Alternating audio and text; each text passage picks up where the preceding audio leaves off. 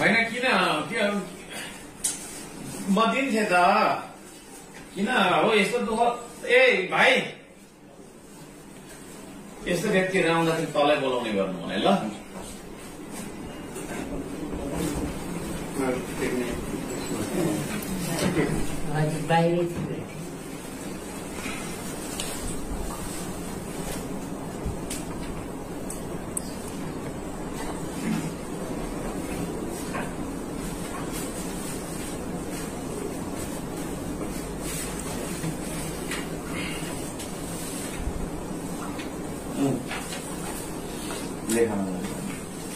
कोही छैन अरू मान्छे तपाईँ एक्लै आएको अचम्म लाग्यो